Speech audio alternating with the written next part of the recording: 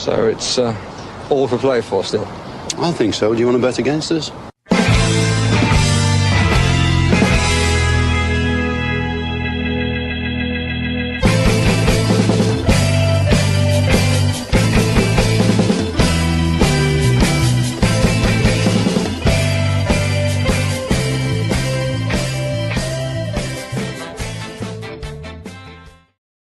Good afternoon, everybody, and welcome to For the Love of Paul McGrath podcast, one where I think we can have a bit of a smile, even if I just realized I did spell the actual title of this podcast incorrectly, because something we've all been waiting for is for a concrete transfer rumor about a player that we can get excited about, and that is it's no slight on Marco Bizzat. No slight on him at all. There's no slight on the young guy from Linz that we signed as well. But we really needed something as Villa fans to get our teeth stuck into. And out of nowhere, I won't say out of nowhere because I've got some prefacing pieces that I'll talk about in a moment. But kind of out of nowhere, this morning, Alan Nixon links us with Evann Guessand. And then Jacob Tanswell and the guys in the keep as well, more or less simultaneously, then basically tweet out tonight that Aston Villa have agreed a £30 million deal with a 5 million add-ons as well, and he's on his way to the UK to sign tomorrow, or to do his medical tomorrow. That's bloody amazing, because we've been wondering where this firepower is going to come from. I did a podcast with Dan Ronaldson this morning, and there was parts of that podcast where I was trying to get my point across about that, you know, it's all about getting the right striker in and not letting anybody go that we have here. And I listened back to the podcast afterwards because I got mixed up in my own mind about how I wanted to say it. And what I wanted to say was that, you know, we could just sell an Ollie Watkins and replace him with somebody. But I felt that we needed to keep everybody we have there. And even if it means keeping a Bailey or keeping a Buendia, the person we need to get in has to be right. They have to be 100% sure. And I spoke as well about, look, if they are going to sell Buendia or Bailey, that they would like to sell both of them and replace both of them if they needed to, if they had to be one out, one in kind of policy, because they wanted more bullets to make sure that they hit on their targets, like they did with Morgan Rogers. And this link is a really interesting one, because I remember Jacob Townswell talking about this guy back in the January transfer window. And since then, you know, he just happened to, it was a throwaway comment about him. I think he might have followed up with a tweet a couple of weeks later, or maybe a week later. It was a throwaway comment about this guy. And he had it on the 1874 podcast. And then he mentioned him again at the start of June, if I'm not mistaken, end of May, start of June. And it got me thinking, and I released a podcast about a week later. And this guy, I didn't put him in because I completely forgot about him after Jacob Tanswell mentioned him. But I did a podcast on young strikers that Aston Villa should go for. And I'm more or less kind of focused on strikers, as opposed to people who can play across the front line. But the second that this came out from Alan Nixon this morning, I went, there's something in this. There's something in this, because Tanswell has mentioned him twice. Now, I don't know whether that's the case or not, but that's the way my mind went. And obviously, I'm not in, you know, I don't think anybody in the, most people in this chat room aren't in the know, but I was really hoping that we would get a signing soon, or we would get a concrete link. And along comes this. So I had this pre-arranged. I had this pre-ready to go, because I had been looking at him in June, so I had some stuff done after Jacob Tanswell mentioned, because it did pique my interest, the fact that he'd mentioned him twice in less than 6 months. And then when Alan Nixon mentioned it this morning, I said, I'm going to do a piece on this guy regardless. So this would have been coming out regardless of the L'Equipe and the tweets that happened maybe 25, 30 minutes ago.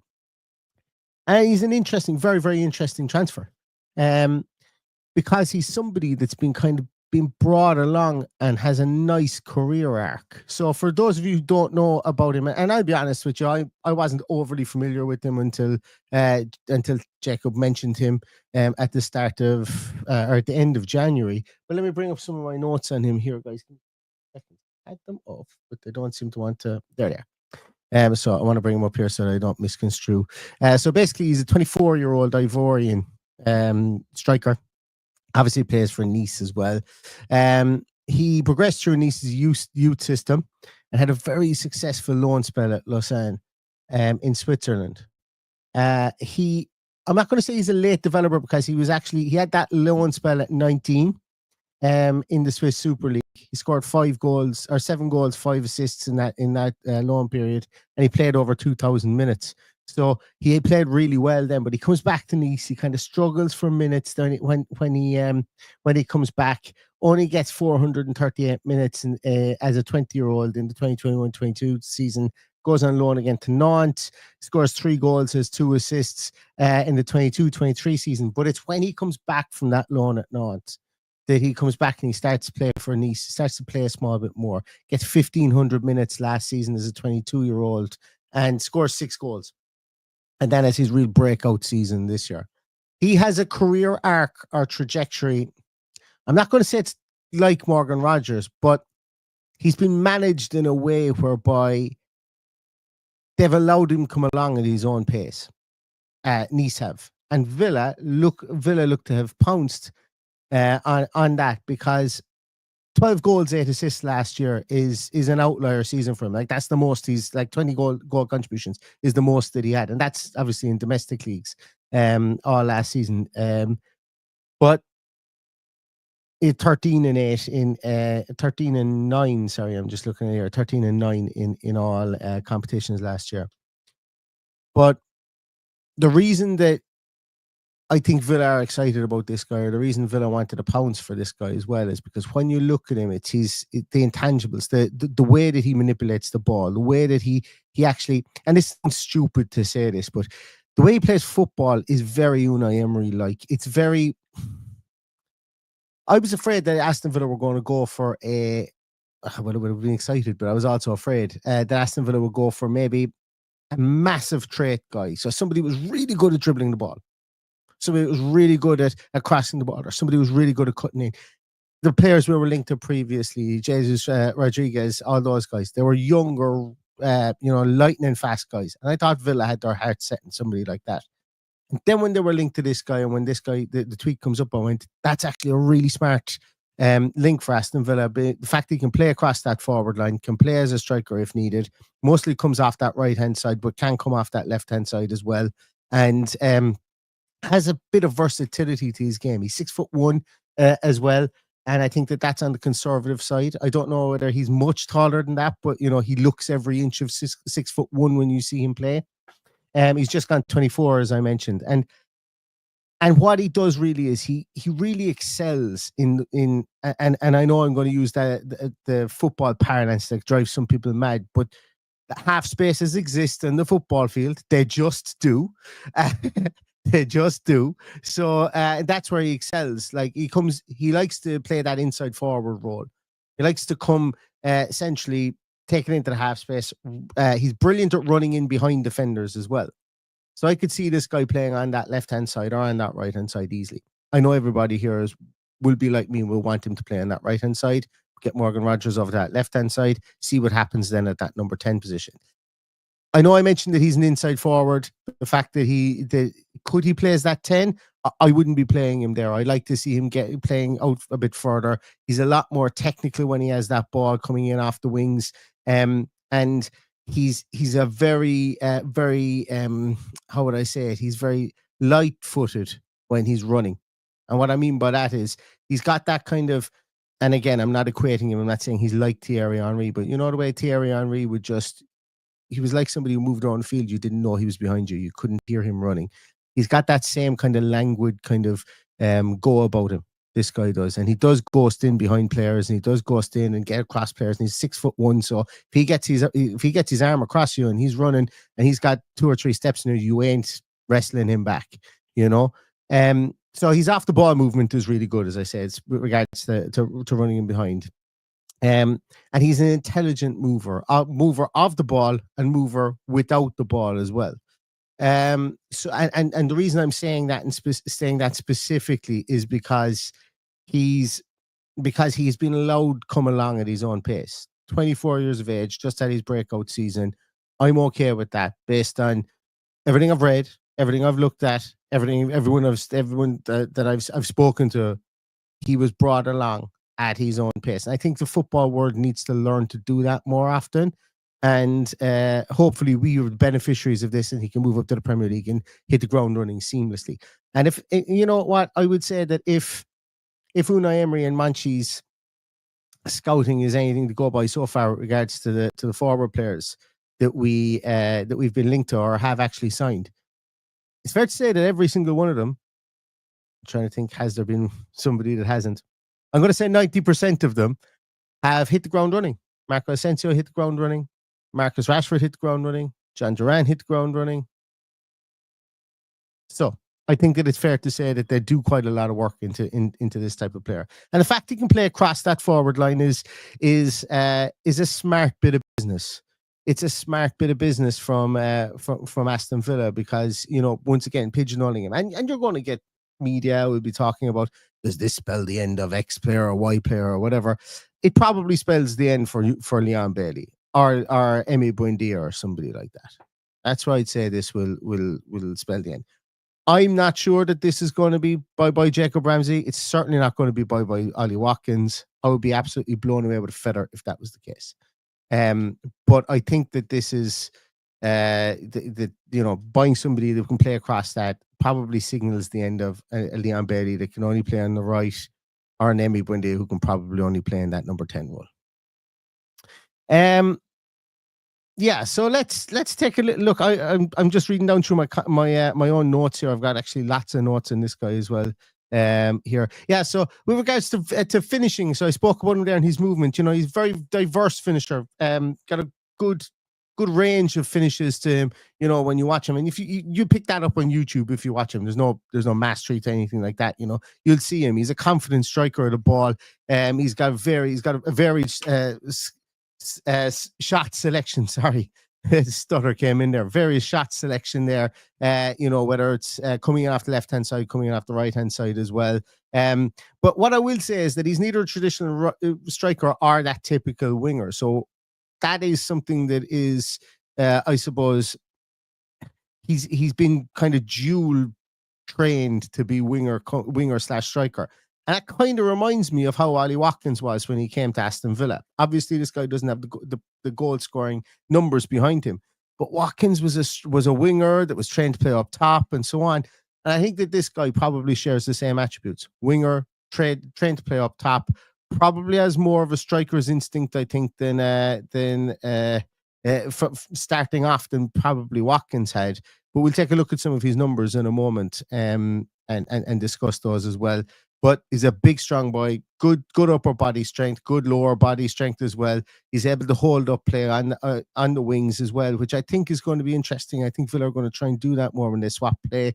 I think what Villa want to do is, if they do want to slow down play, they want to get it up quicker so that they can. And I know this might be antithetical to a lot of people's thinking, but to get movement of players and to beat a low block, sometimes if you get it to a certain point, slow the play down and then have runners moving, it's becoming a kind of a new theory within football that's probably the best way to do it, as opposed to playing triangles, because it just means that everybody just inverts their fullbacks and trying to get around the system like that.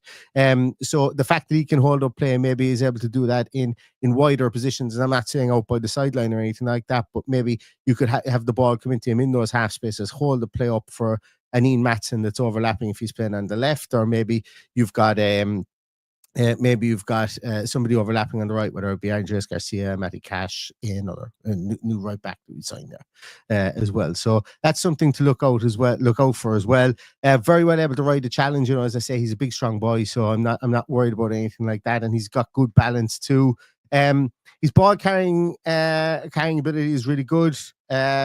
Likes to dribble the ball, is a successful dribbler of the ball. In the games I've seen him play up top as well, he does drop a bit. He drops out of the number 9 role back into a 10 position as well, collects his own ball and does turn and drive at defenses, which is something I absolutely adore and I love to see. And if you have a striker that's confident doing that, you have a better striker than most teams in the Premier League, which is always fantastic to have. He's a decent creator as well. You know, I'm not just saying that because he has 9 assists last year across all competitions, but you know, he's got a good goal creating action numbers as well. And he's got a really, really good he's got a really good work rate. And you'll see that from the numbers too. The numbers translate to what you see on the screen. When this guy is played out wide, he's going to get his roll up his sleeves and get his get his hands dirty in the defensive side of things as well. He's got really good high work rate. He's good at pressing the ball. He's actually got quite a few tackles, ranks high in tackling numbers as well across Europe's 5 leagues for a striker or for a forward player as well. So he's going to put in those hard yards. And we know that Unai Emery loves somebody who can contribute in both ways when they're playing as well. So like obviously there are areas of improvement. Bit naive when he gets back into his own defensive areas in defending around the box and stuff. Allows people to run off him. Not really great at closing down crosses. I wouldn't expect him to be brilliant at that as well. The guy has been training as a forward and as a winger. But yeah, and tracking opposition players and stuff. Realistically, the areas of improvement that I saw are the same areas of improvement that I could say about Marcus Rashford. Wasn't very good at that either. Or Leon Bailey wasn't really great at that either. But this guy has got the work rate that the work rate in defense that those two guys didn't, didn't have as much of that as well. So yeah. So look, that's a little bit of a soliloquy on him. Let me bring up some of his numbers. Actually, before we do that, let's talk about this. I might do this at the top of the podcast. But let me share up this, and this is the article from Jacob Tanswell. Let me just make that a small bit bigger there. So Aston Villa have reached the 35 million euro agreement to sign Nice forward Evann Guessand. The Premier League side will pay 30 million up front for the 24-year-old with a further 5 million add-ons, and the medical is set to take place this week to finalise the move. A lot of people saying that he's actually on his way to do the medical tomorrow, which would be great, given that we are playing Roma tomorrow. It'd be great to have him, and it makes sense that he will probably be in and around the stadium if that is the case. Guessand has been a long-standing target, with the Athletic reporting in January that he was among a list of young forward options Villa wanted to sign, so my memory didn't escape me. Jacob did actually mention him in January. I haven't read this article since it's come out. But however, it was decided the player would stay at League One side Nice until the end of the season, and that makes it sound like that Villa had a deal to sign him in January. If you read that back again. The Athletic reporting in January he was among a list of young forward options Villa wanted to sign. However, it was decided that the player would stay at Ligue 1 side Nice until the end of the season. Now, obviously, Villa didn't have a deal with Nice to sign him, but it does make it sound like that, given our propensity to do that with players. Villa are now working on a deal to sign Guessand, but face competition for his signature, and Villa are keen to strengthen in the forward positions, but have been stifled so far in this window due to fears of breaching profitability. Blah, blah, blah, blah, blah, blah, blah, blah. Now, Guessand matches Villa's profile. Guessand would match the criteria of striker. Villa are looking for young, dynamic forward who can play in multiple positions and provide depth up front. Currently, Ollie Watkins is Villa's only archetypal, great word, archetypal, number 9 after the departure of John Duran in January, and Marcus Rashford returning to Man United following his loan. So there we go. That's the article there from Jacob on The Athletic. And thank you to Jacob for all the work he does. Really affable guy, and I just love reading his stuff. He's a great reporter, and we're lucky to have him.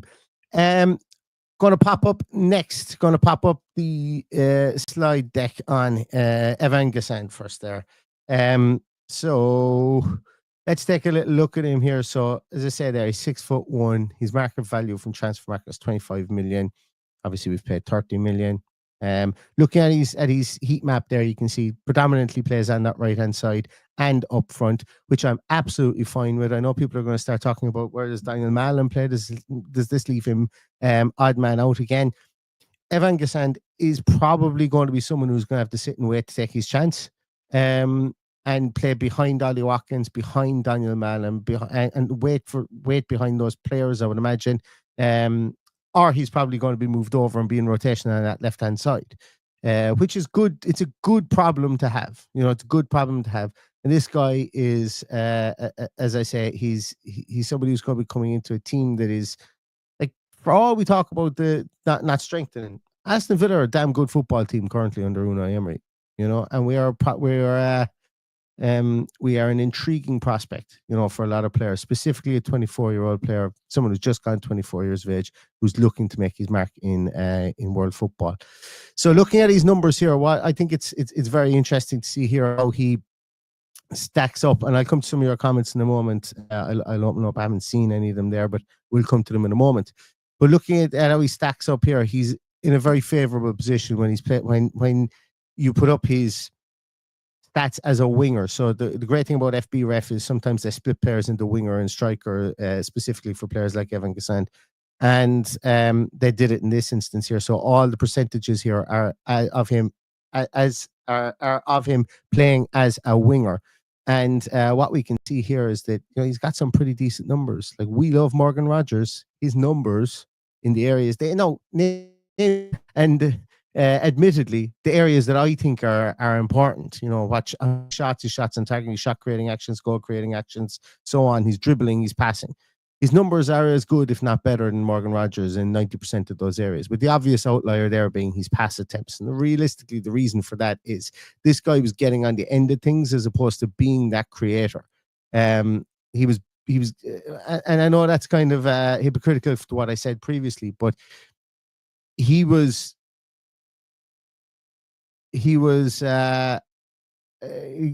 more of a guy who was getting, as I said, the 12 goals.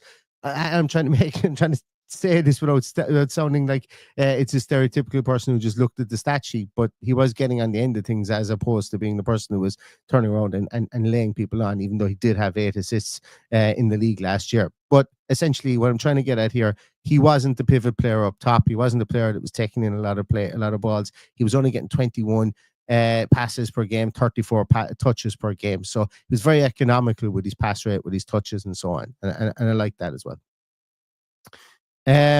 So when we look at it here as well, one of the big things that I like about him is, number one, as I say, his height, but secondly, you can see here the defensive statistics that we see here.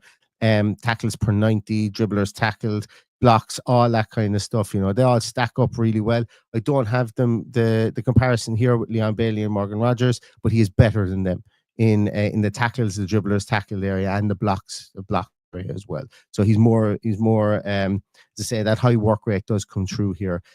Look, you can look at these passing stats here.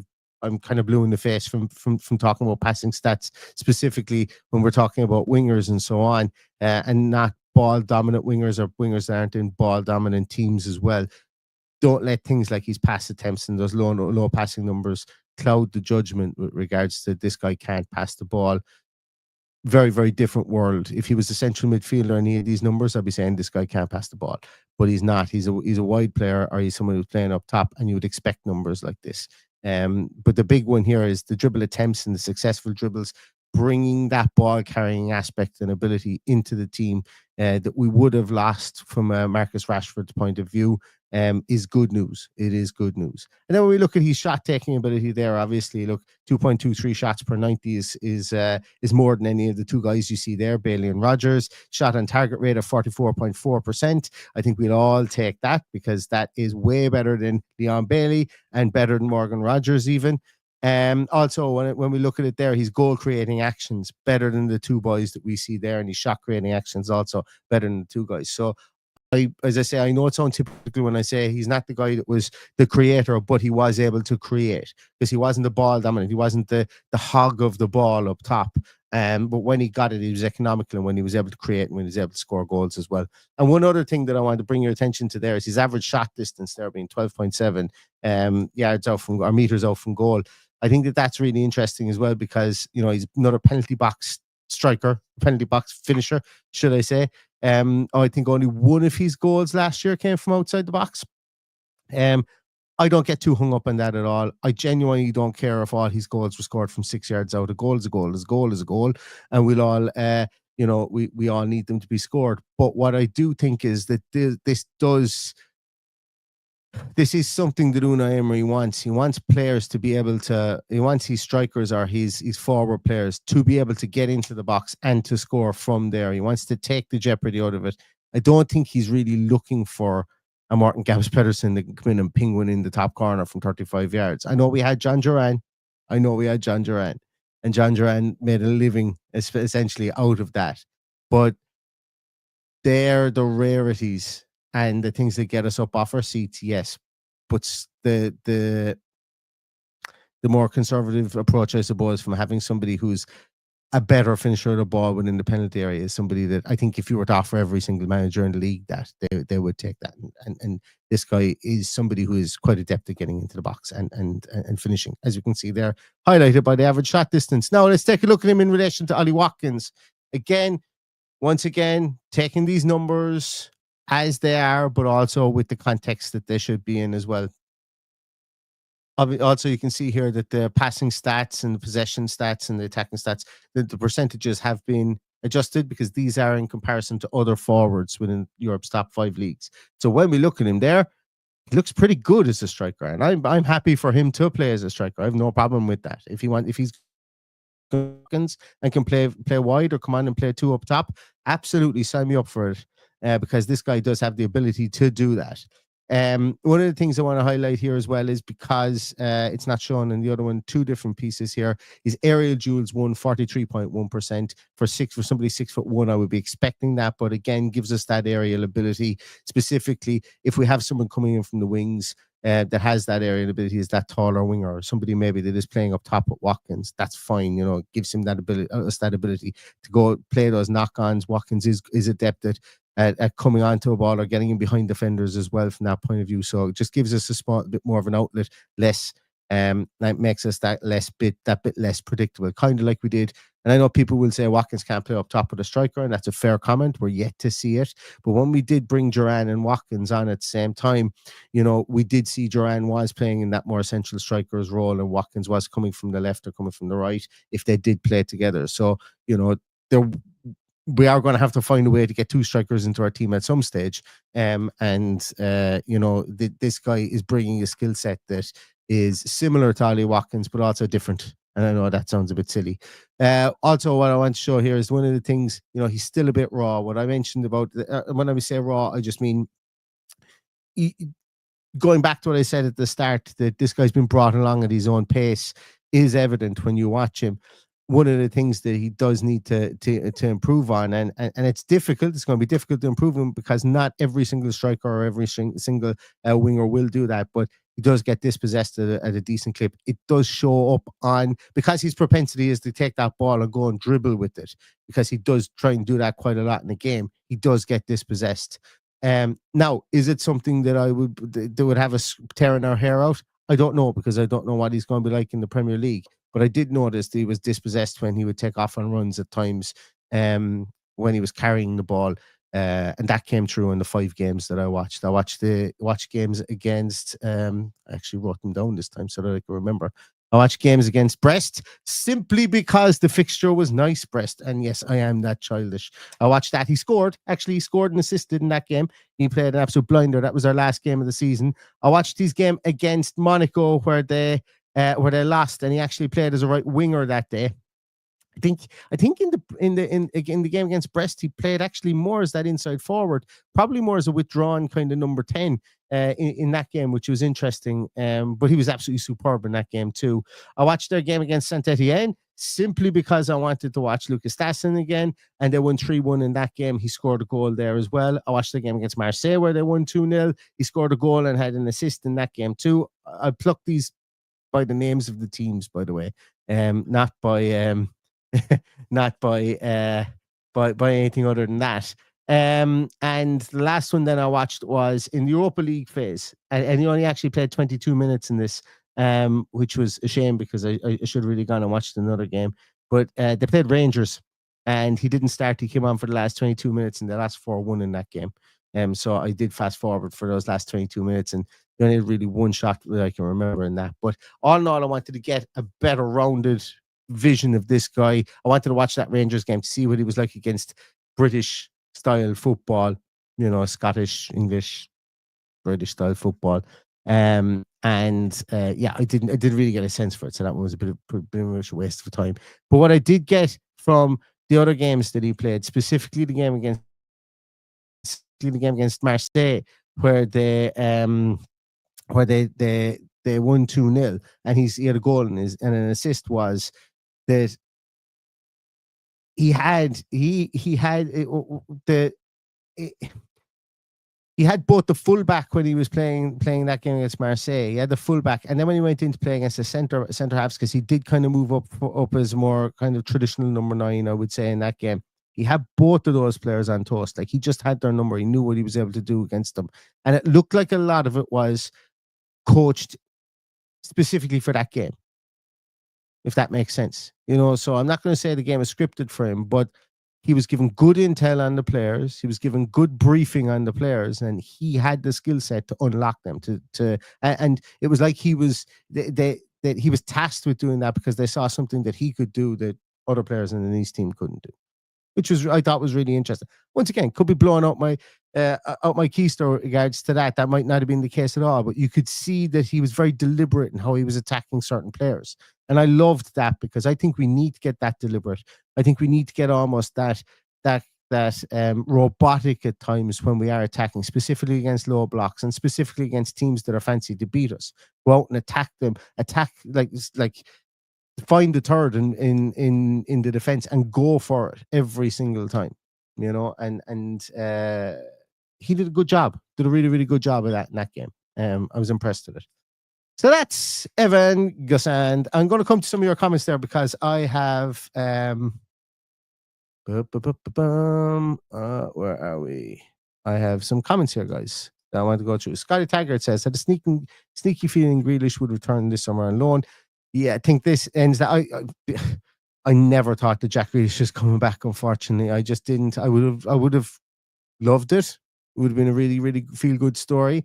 But I do think that this puts pushes that one further back out to sea. But I 10% chance at max. And I don't know anything. It just didn't feel like it was going to happen. Shane Coleman says, Palace wanted this lad to replace Eze. Saw some clips of him and he looks good. That is true. This guy was wanted, and that's why he isn't in a red and blue jersey at the moment. He's going to be in a claret and blue jersey, hopefully, is because they didn't sell Ebreke Eze. And if this guy has half the impact that Ismail Assar or Ebreke Eze has had against us, for us, well, then won't we be happy bunnies? I think in that aspect. I think so. Aaron says, finally some movement in the transfer market. Absolutely. As I say, we've been starved of it, and I'm delighted to get this. Cat Cannon, thank you so much. Never heard of him. That's why I watch For the Love of Paul McGrath, the best Aston Villa. Thanks a million, Cat. I really, really appreciate that. Marine Boy says, Ramsey has refused the West Ham move today. I didn't say anything about that, but good, I would say, because he's I want him to stay around at Aston Villa. I want to see Ramsey stay at Villa. There's a lot of chat there about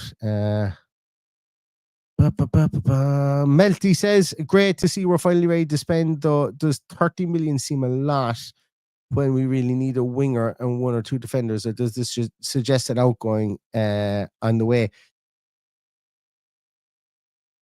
Yeah, it suggests an outgoing is on the way. But again, I don't know anything. Obviously, I don't. I'm a guy in Ireland here doing a podcast, so I don't have any ties to the club. But I just have this feeling that Villa are boxing. I think Villa have money that they can spend.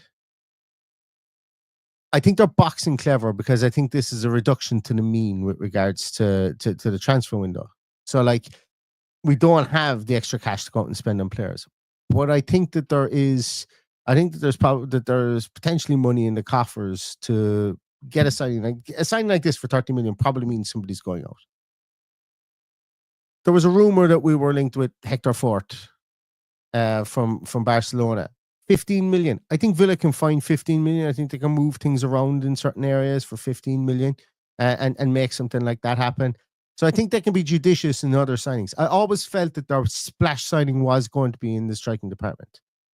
I think with their defense, they're going to patchwork it. And I'm kind of okay with that. I'm not as down on our defense as a lot of people. I never really have been. I do think they will upgrade, or they will get another right back in somewhere. And I think that probably they will get, well, I think they will get another centre half in, unless they feel really strongly about Bogard. But I think you can wheel and deal in those positions. I wouldn't be surprised if another loan came for a centre half position, and maybe we spent a small bit of money on another right back. Is it mad? Because we would have bought 3 right backs in the last three transfer windows, or 3 right backs in the last 3 transfer windows, or actually 4 right backs if you want to include Disassi. 4 in the last 4 is what it would be. Because we didn't buy someone in summer last year, unless my mind has gone absolutely blank. We bought 2 in January, so maybe there's more asset allocation that's needed there. I don't know, but I think that we can wheel and deal. I always felt that the one splash signing would be in the striking department, and the wheeling dealing would go on in the defense, because I think Unai Emery is pretty. You know, we've got 2 lines of 4 there. I think we've got 8 players there that he's happy-ish to go with, happy enough to go with, or he would go with, because he sees that the immediate need is in the striking department, and hopefully this guy is going to be that immediate need. I like it.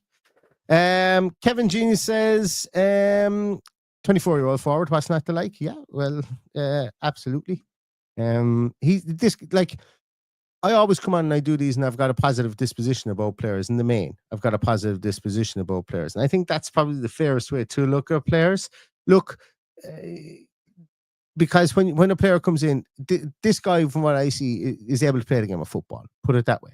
But if he comes into a system, maybe it doesn't suit it. Maybe he doesn't like playing in England. Maybe, culturally he doesn't like being in the West Midlands. Doesn't settle well. His family don't come over with him. All that kind of stuff. So there's lots that can derail a player. But whenever we look at this, we look at it from specifically what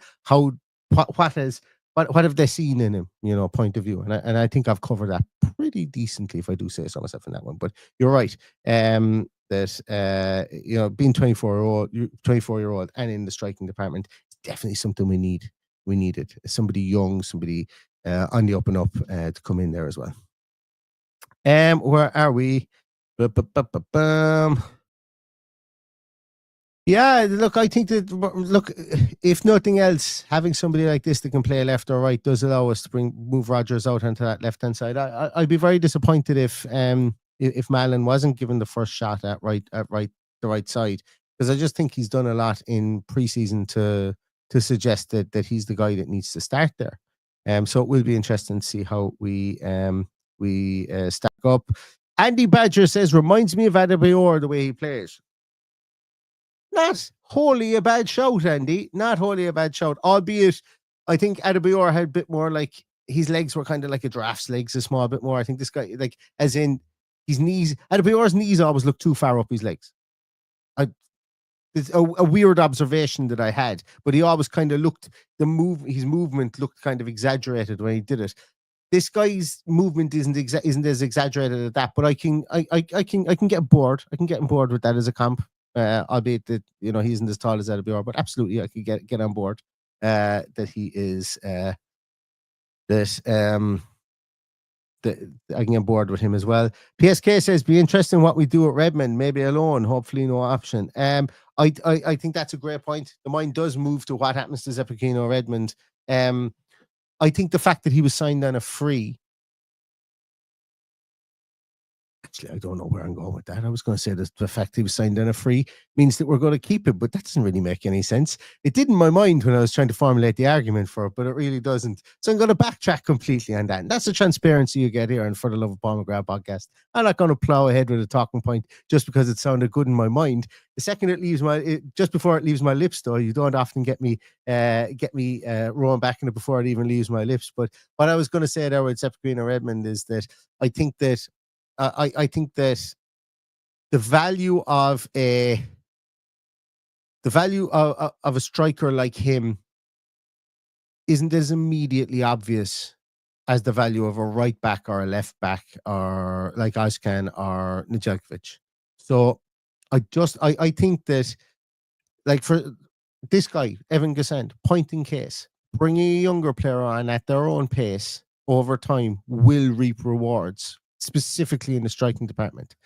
And I don't think Zepachino Redmond has done enough, albeit he has played Champions League football, to warrant us, signing him on a free, let's say loaning him to pick a team, Girona, I don't know, first team came to my mind, and then agreeing a 10 or 11 million buy option with them.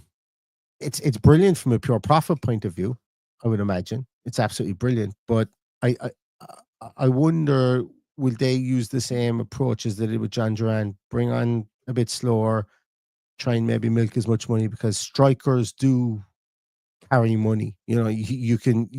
People will always take a chance on a striker, but they might not always take a chance on a striker that's young and has that lack of experience. But again, trying to second guess who goes out and who's PSR fodder is it'll melt your brain if you try and do that too often. It really will. Where are we here?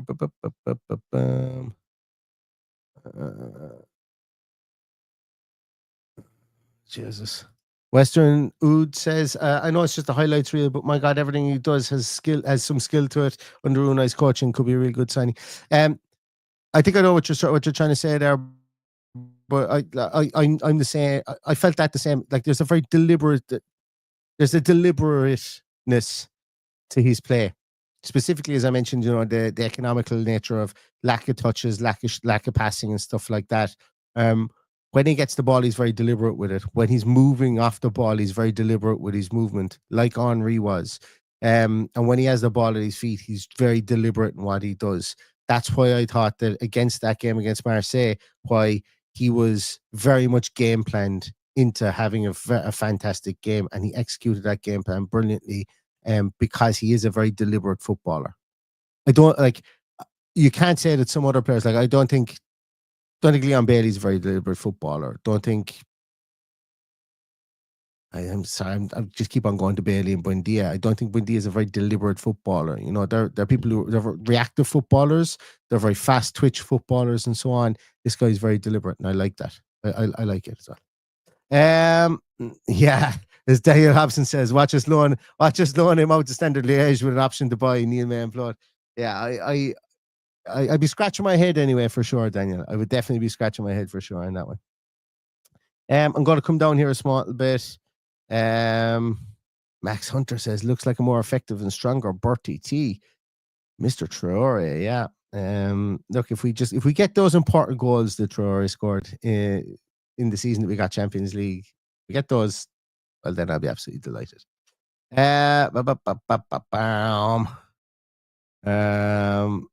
Where else are we? Sorry there, guys. I'm going to scroll a bit down here because there's tons and tons and tons.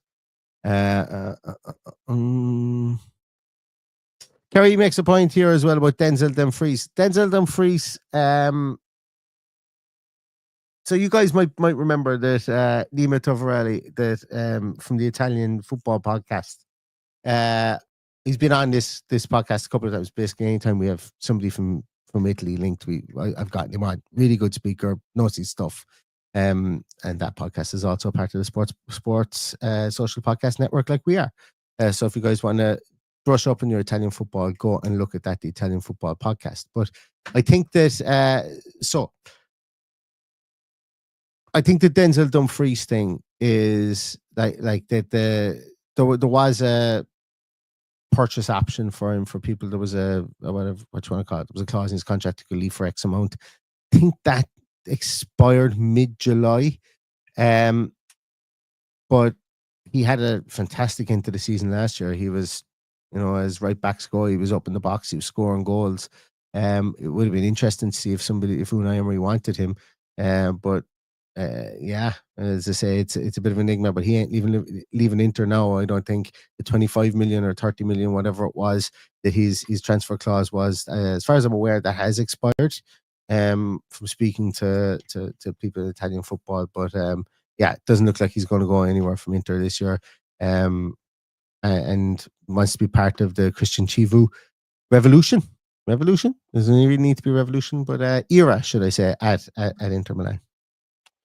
Where are we?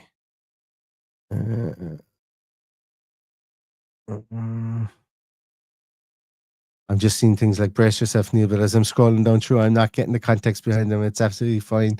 Where are we? I'm going to come to just we'll do 2 or 3 more.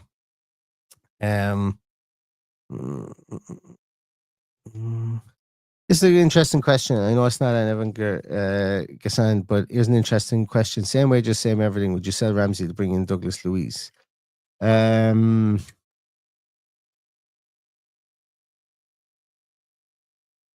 I'd love Douglas Luiz back in our team, but I think we'd have to sell more than just Jacob Ramsey because you're replacing a left winger. Like, you can't play Douglas Luiz out there. But to answer your question, I'd love Douglas Luiz back in our team again. Douglas Luiz of 23-24 was fantastic for Aston Villa. Really was. Lost his way at Juventus. It'll be a sad day to see him in another Premier League jersey, which looks like is going to happen. But I would love him back in our team. But I don't know. Like, I have tactical questions about selling Ramsey, replacing him with Douglas Luiz, and then who plays out in that left-hand side, or who's that left side option. But I to answer your question in a vacuum, I would. I'd bring back Douglas Luiz if I could. Right, last one. Cool. Okay, actually, we're going to just end it there because I think a lot of the other conversation then went on around that question as well and around Bundy as well. But guys, listen, look, thanks a million for joining me here. This is an interesting development today. It'll be interesting to see what happens later on with regards to this. Before we go, actually, guys, and I'm really sorry I didn't do this earlier on. I'm just not really used to this stuff. I want to play a little advert for NordVPN. They're very good. They've come on board with us for the next couple of weeks, just to, as I say, we don't do an awful lot of advertising on the podcast, but we do have a couple of projects that we want to try and finish the end of this year, maybe start the next year, to try and get them out into the world. And unfortunately, the bills have to be paid with regards to that. So if you are looking for a VPN, NordVPN are the best around. I do use them myself. We've had them as a partner here. And here's some information before we leave. Hey everyone, today's show is sponsored by NordVPN, the VPN service that's got your back online. It's the Boubacar Kamara of VPNs. In this digital world, your privacy is under constant attack. Hackers, trackers, and nosy ISPs trying to intercept your data. But with NordVPN, you can encrypt your connection, hide your IP, and browse securely from anywhere. Whether you're streaming your favorite shows, working on public Wi-Fi, or accessing content from abroad, NordVPN's lightning-fast servers ensure no buffering or slowdowns. Plus, for us football fans, it's perfect for catching those Premier League matches that aren't broadcast in your region. So switch servers and you're in. I've been using NordVPN for months, and it's a game changer for peace of mind. Right now, grab their exclusive deal. Head to nordvpn.com/FTLoPM to get a huge discount on their 2-year plans. Over 70% off when you sign up at nordvpn.com/FTLoPM. And with a 30-day money-back guarantee, there's no risk. Villa fans, don't get caught offside online. Secure your win with NordVPN today. So that's NordVPN. Are interested, do so solid. If you want to sign up for it, there's some deals on it there. And it does help the podcast as well, you know. They are helping the podcast over the next couple of weeks as well. So that's it, guys. I was busy texting somebody there as well, trying to line somebody up to do another podcast on this player. Somebody was really excited about him. So hopefully that'll be coming to you in the next day or so as well, if we can agree a time or date and fit into their busy schedule. So there will be a lot more said about this guy. Hopefully he does come to England tomorrow. Does his medical. Everything goes to plan, and Aston Villa get that big ticket signing on the board.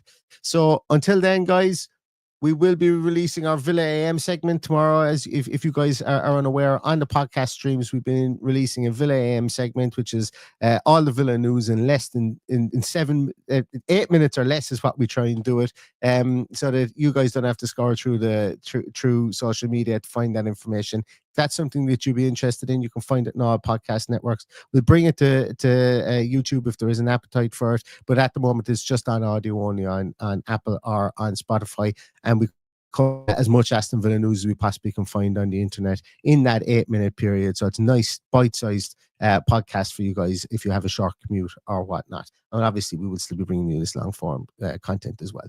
So if you do like that, please go to your podcast providers, sign up or follow the podcast or whatever it is.